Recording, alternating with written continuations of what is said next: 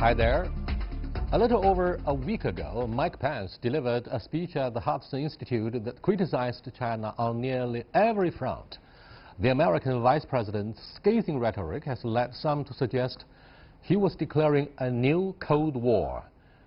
But who was the primary audience for the speech, and what was it intended to do? Does Pence speak for Donald Trump, or are further surprises to be expected?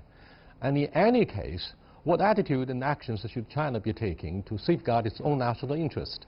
To discuss these issues and more, I'm happy to be joined here in the Beijing studio by Dr. Zhao Hai, Research Fellow with the Chinese Academy of Social Sciences, and Anna Tangen, Current Affairs Commentator. We shall also cross over via satellite to talk to Brian Becker, political analyst and host of Loud and Clear on Radio Sputnik in Washington, D.C., and Pepe Escobar, geopolitical analyst for Asia Times, Hong Kong, who's in Paris. That's our topic. This is Dialogue. I'm Yang Ray.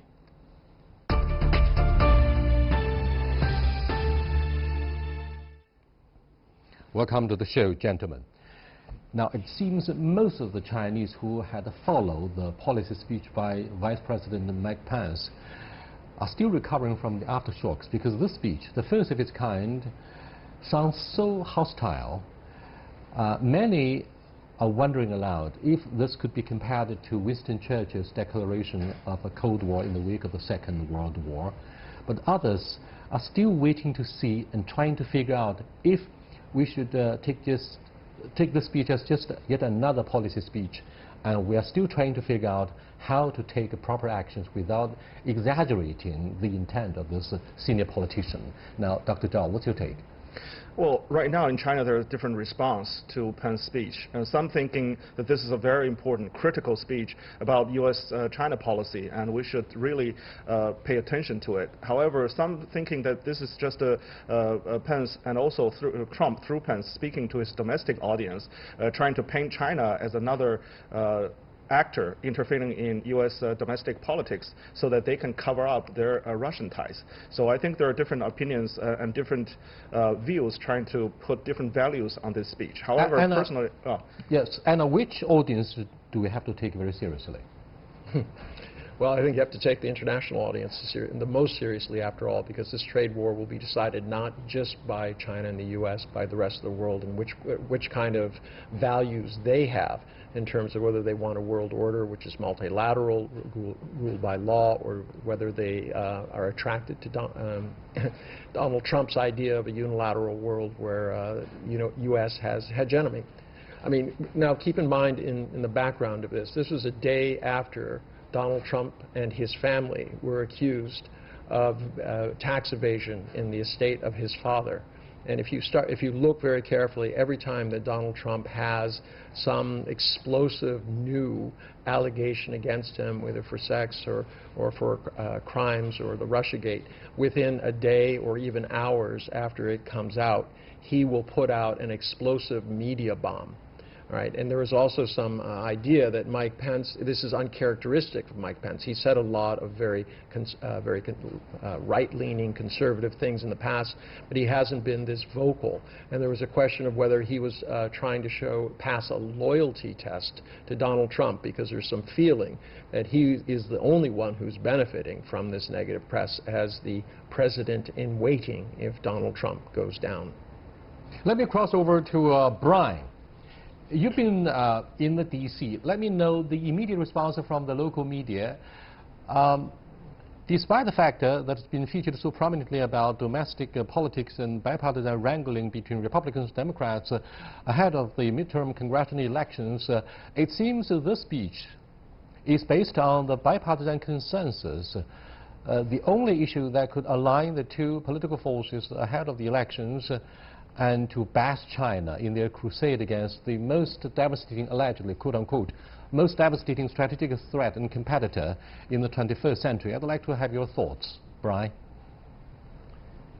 Yeah, I think it's a mistake to minimize Mike Pence's speech. I listened to the first guest who talked about some people in China think this is ephemeral, it's a passing thing, perhaps it's about Donald Trump's political orientation or him trying to salvage himself in the face of domestic critics. This is a reorientation of U.S. military and foreign policy.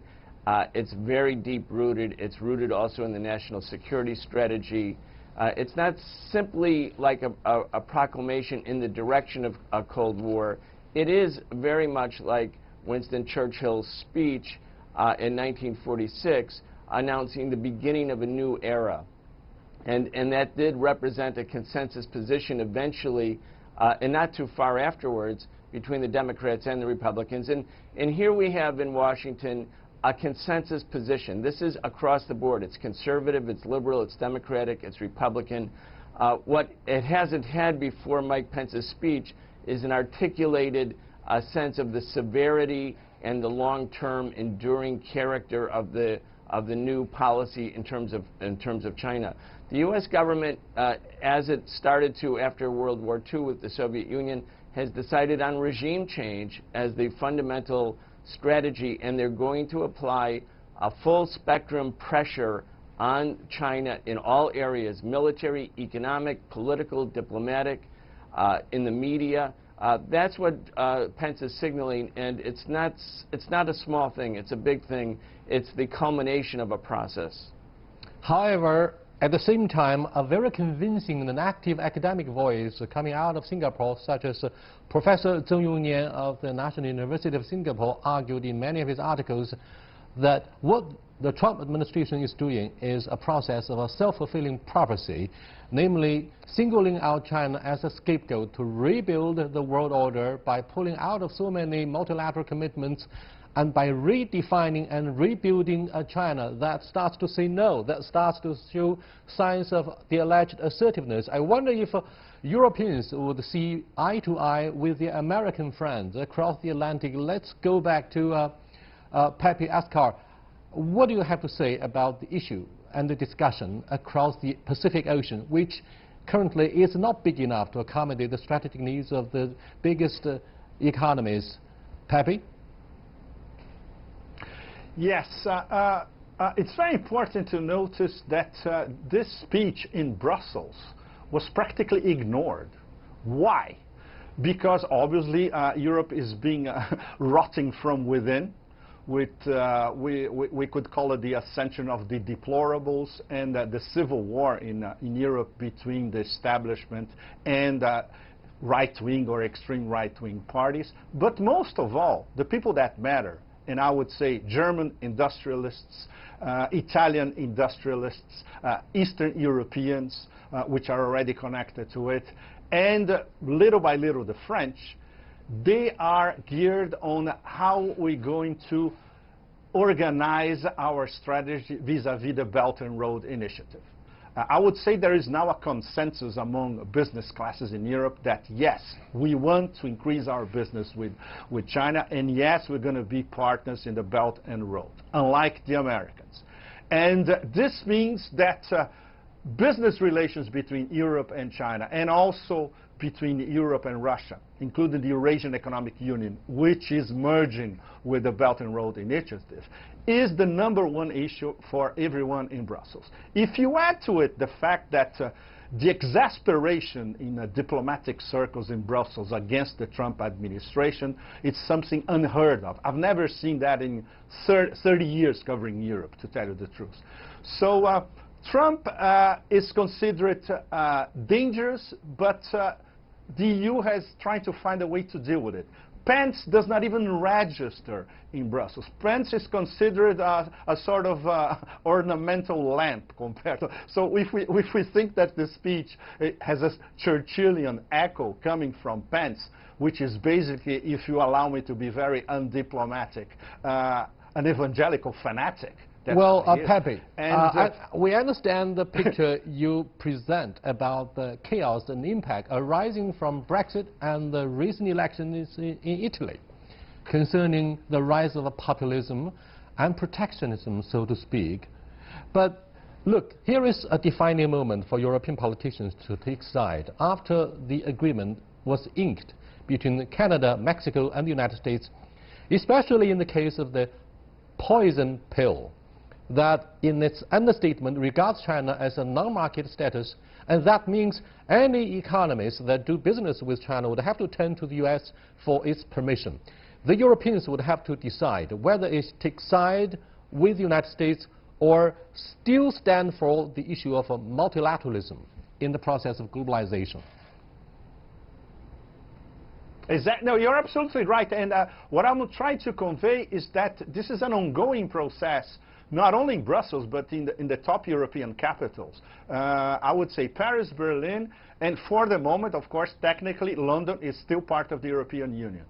They are already fed up with this whole non-policy strategy by the Trump administration, which is basically to sanction half of the planet and antagonize at the same time Russia, China, the EU, Iran, Turkey, and many other important players. I know, but we're getting away a little bit from the topic here. Is the EU going to sign on to this poison pill, or are they going to? We don't know yet. It's too early. It's too early to tell. We don't know yet. How is it? What I'm saying is that this is very seriously being discussed in Brussels at the moment.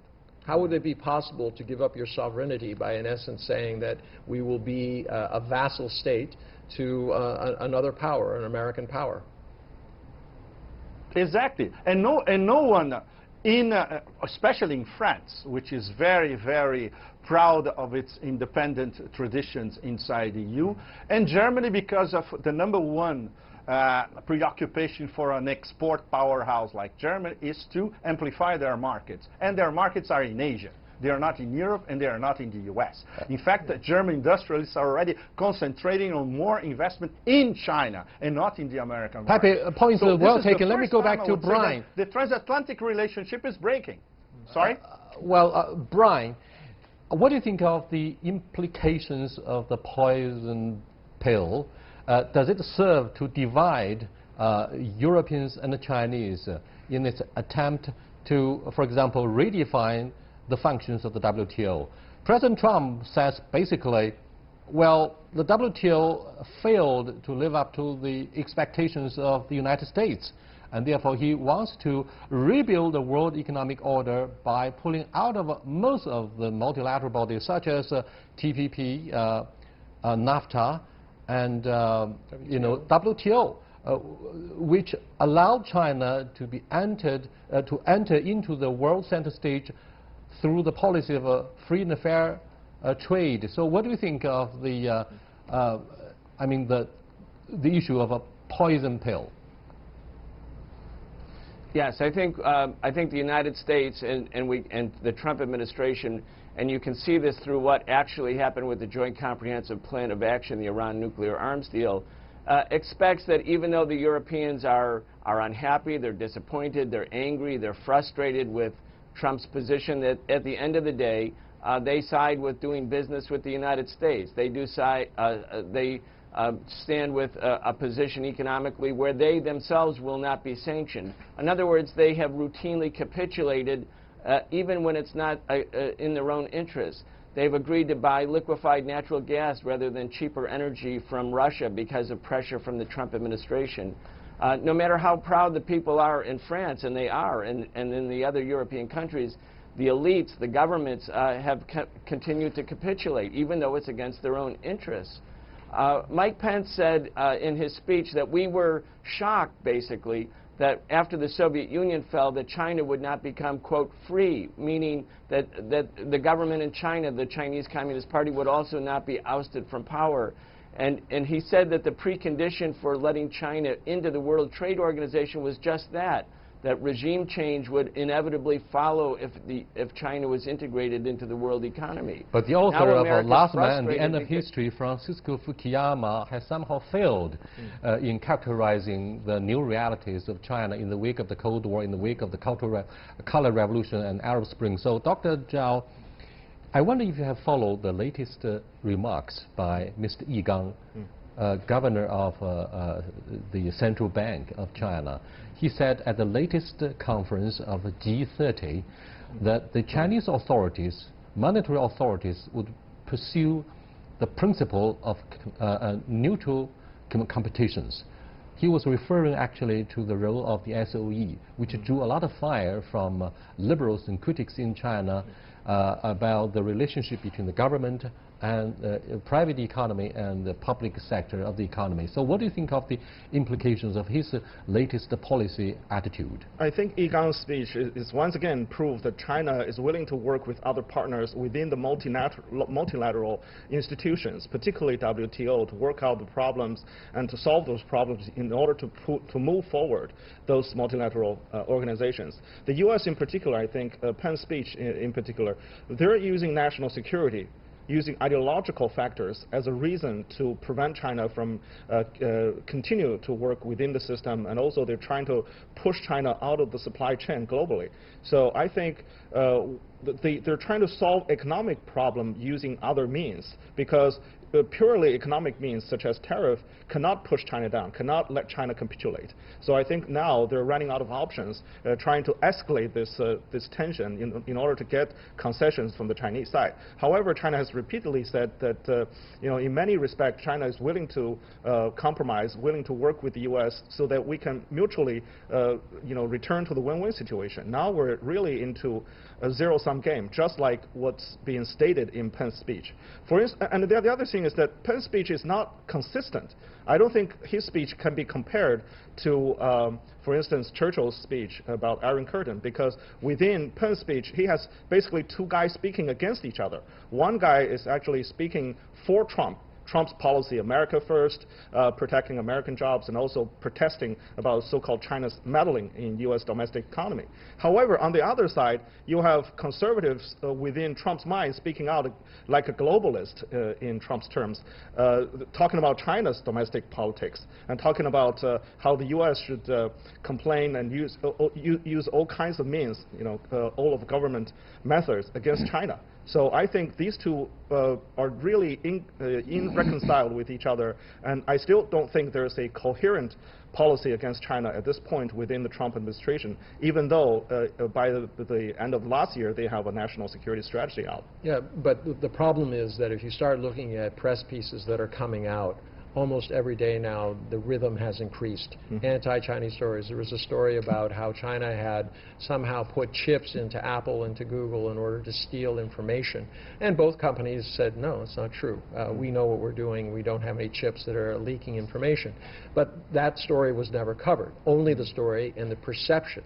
So the idea is that you have this barrage of unfounded things that are saying, that victimize China and say China's doing bad things, and there's never any substance to them. Anna, you put your finger on a very important and interesting issue of vilification against China. That's one of the points I want to make. Now, a question for all of you, the four guest speakers on this program. Do you guys believe the Trump administration seeks to shape its new China policy with the 3D printing? Delinking, disengagement, and demonizing, and in doing that, they try to redefine and rebuild China, which they say they have failed to transform into a liberal democracy. Now, Dr. Zhao, would you briefly answer this question in your perspective? I believe a group of people working within the Trump administration, within the White House, they are trying to do that, the 3Ds. However, I don't think that's the whole government position, and also there are other people outside the government do not agree with this approach. If you look at the people, we can name some, for instance, Peter Navarro or Bolton or other people, Lighthizer, those hawkish people, they may have this kind of vision, and also they want to push this kind of agenda. But I really don't think, particularly Trump, as a businessman, he probably won't go to that deep ideological competition against China. Perhaps the third D should be compared to decoupling. Now, is it easy job, Anna, to decouple the two biggest economies? Look, imagine a ball of string with many links that has been linked together, and you start pulling on one of those threads. All that happens is it becomes tighter. I mean, it's completely tangled up. The global supply chain changed everything. Now, the fact is what you have in the United States is very simple. I mean, this whole deficit is about American people choosing to buy Chinese products. No one is forcing to do it. And on the other hand, U.S. products have not been as competitive, so they're not able to sell as much. And that's as simple as it gets. In terms of what's happening and things, you have two very different industries who are going at each other. The military industry has had a tremendous couple of years. Their budgets have ballooned. but it's not in the interest of the business community, who are now feel threatened by this. So you're going to have a continuing friction between these two groups, which is going to play out. And we don't know what's going to happen next after Governor Yigang, governor of Central Bank of China, said China is ready to further open up its financial market, the insurance industry, to the West, on the occasion perhaps of commemorating the 40th anniversary of China's opening up. And there will be a very important landmark policy speech to be delivered by President Xi Jinping to commemorate our 40th anniversary. Now let me go back to Brian. The third D might be compared to discredit. Now, disengagement, or sorry, demonizing or decoupling might serve the same purpose of discrediting the China story. Now, in the wake of the Cold War, Francisco Fukuyama said China would follow suit, would follow liberal democracy, would undertake or undergo color revolution.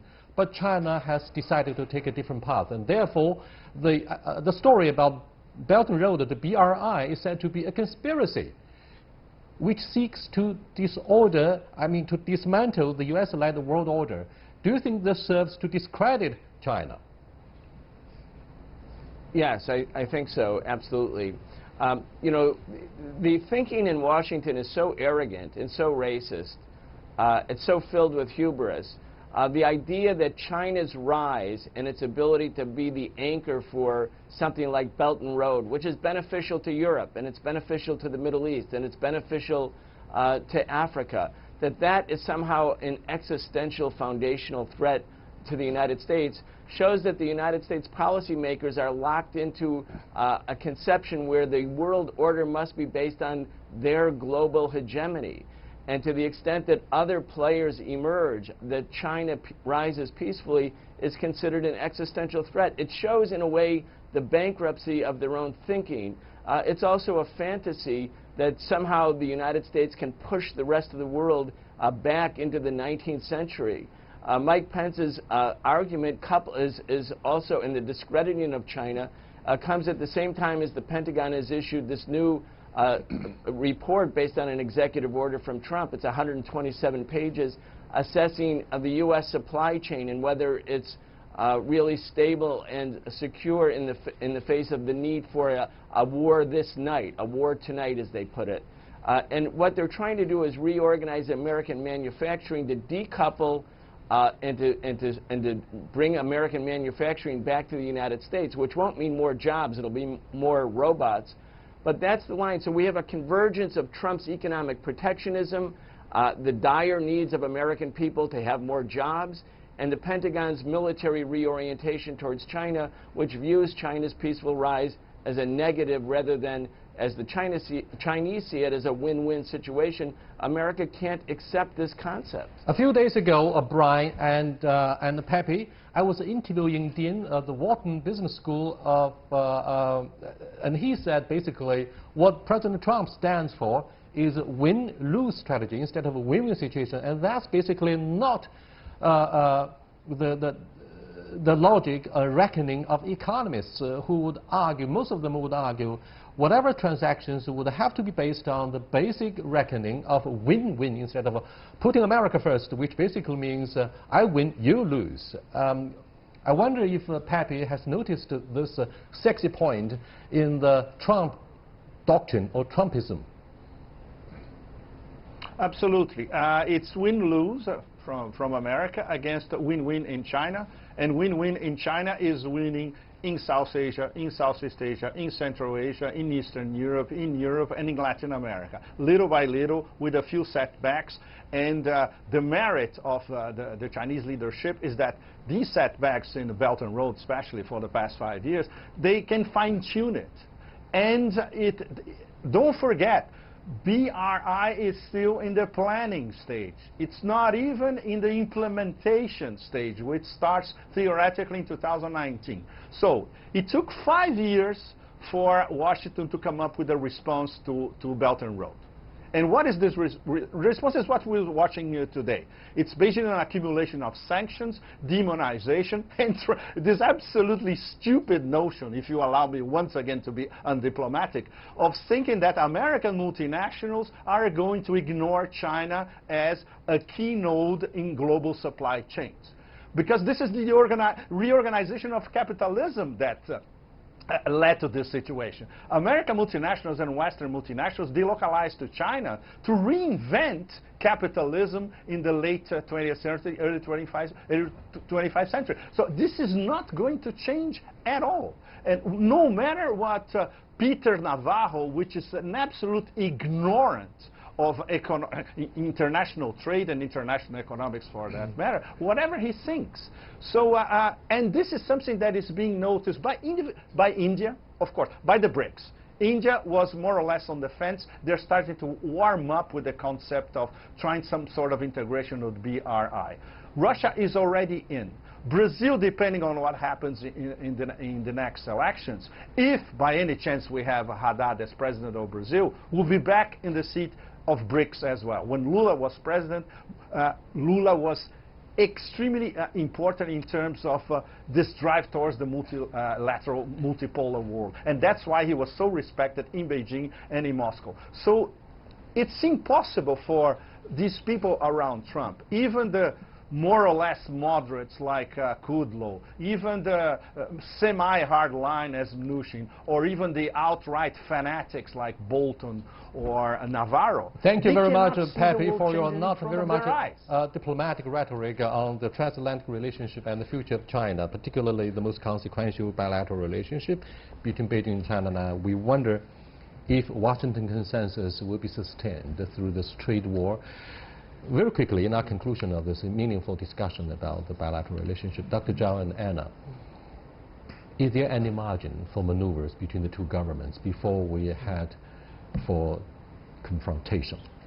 I believe so. I'm not that pessimistic about the future, and particularly I don't think there's already such a tight consensus in Washington, D.C. to initiate some kind of Cold War against China. I think there are some consensus that the Washington, D.C. needs to think about the new approach, working with China. However, I think in terms of real strategy, they're still trying to put things together. In that respect, I think down the road, particularly at the G20 meeting, we should expect something from Trump administration, particularly when the U.S. economy, particularly U.S. stock market, drops further. I think that will worry the administration and started to push them to rethink about the whole approach against China. After releasing so many presidential tweets, do you think Donald Trump is likely to pick a fight or have a deal?